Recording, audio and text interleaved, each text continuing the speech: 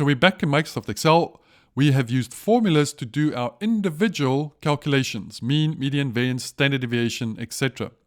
Now, just for an extra bit, if you want the minimum, of course, let's write minimum. Minimum, that is just equal min for min. Let's just do that one very quickly, sneakily. I'm going to select all of that and go. And let's do maximum as well. Let's do maximum. And that's just going to equal max. Let's select that one, max. Let's just go to the top there, number 40, shift command, shift control, down arrow, close. There we go, we've got min and max. Because if we want to do the range, which is one of my favorite measures of dispersion, I've just got to do max minus min. There's no range function, so I'm going to say equal. And then I'm going to select the 77, which was the max. Just click on it, see the marching ants, minus, and then click on the 28 and hit return or enter. And that says 77 minus 28 gives me 49. So there's the range. Anyway, let's do something a bit better. Before we get there though, I don't like this. See the standard deviation? See the deviation is cut off? An easy way to fix that is to go between the two cells. So that'd be columns D and E. So right up there, if I hover my cursor right between the two, you see the bar with the two little arrows going either way. So the cursor has changed. If I double click there, then it expands D so that you can see the longest word, the longest thing that you've typed into that column. That'll expand exactly to that level, and you'll see the whole word there. So I do like that. So let's do something a bit more interesting than doing one summary statistic after the other.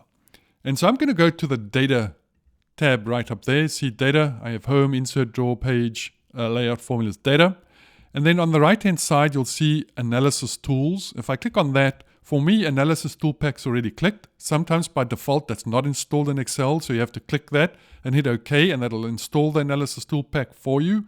And then you'll have access to this button right here called data analysis. So I'll click on data analysis and you'll see all sorts of data analysis that Excel can do for you. It's in alphabetical order. The one that we're interested in for now, don't look at all the others. It's just so interesting, but we're sticking with summary statistics here, and that's called descriptive statistics. So I'm going to click on descriptive statistics, select that and hit OK, and out pops this descriptive statistics pop-up. Now the first thing we have to do is select the data for which we want the summary statistics. So that's very easy.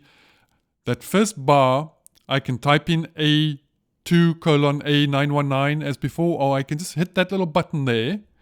It's going to minimize this pop-up, and now I can do that same sneaky thing we did before. I'm going to click on the 40, hold down Shift Command, down arrow, Shift Control, down arrow, and it says A2 to A919, but we see the little dollar symbols there. We'll tackle those little dollar symbols later. So let's just click on that button right at the end again to expand, and now we see our input range is all of that, from A2 to A919. So everything is selected. I'm going to not change this group by. It is in a column. That's fine. I did not select the age value right at the top. So I'm not going to select labels in first row because I went straight for the 40 and then I went down. So that word age in the first row was not selected. So I'm not going to click that. And now it wants to know, where do I want to put this result? By default, it is going to be new worksheet. And I don't want that. I want that in the existing worksheet. I don't want it anywhere else. So I'm going to click on the output range. Once again, click on that little button to go select the cell where I want all of this to happen. I'm just going to scroll all the way to the top, and let's put it right there. That's where, in that cell from there on downwards, is where I want all my summary statistics to be. So let's expand this again. And now what do I want? Well, I want summary statistics. So let's click on that. It says 95% there, so that'll be for confidence intervals. We'll stick with that. Let's put in the confidence level for the mean. Why not? So let's do those two. And let's click OK. And look at that. Once again, I just want to expand everything. So I'm going to go between the D and the E, double click. Now everything is nicely expanded. Now look at this. I have the mean. Not only do I have the mean, but I have the standard error. And later in the course, we'll discuss standard error. I also get the median. I get the mode, I get the standard deviation, I get the sample variance, I get the kurtosis and skewness, I get the range, which was the 77 minus the 29. I'll get the sum, it's just adding all the ages, doesn't really help us here. And the count, of course, if I take sum and divide by count, I'm going to get the mean. And then I get a 95% confidence level there, and we'll certainly discuss that a little bit later. But look at that. I see all my summary statistics, and all I had to do was make a couple of selections and hit a couple of buttons, and all of that was done for me. And I think that's absolutely brilliant.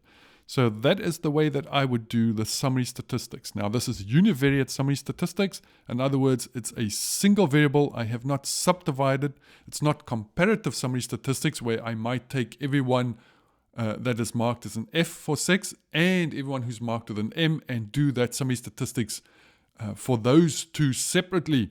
And we'll certainly get to that. But this, for my numerical data, is the way that I would do summary statistics.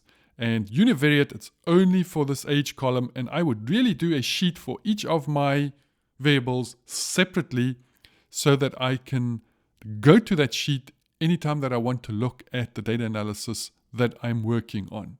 So different sheets for my different analyses.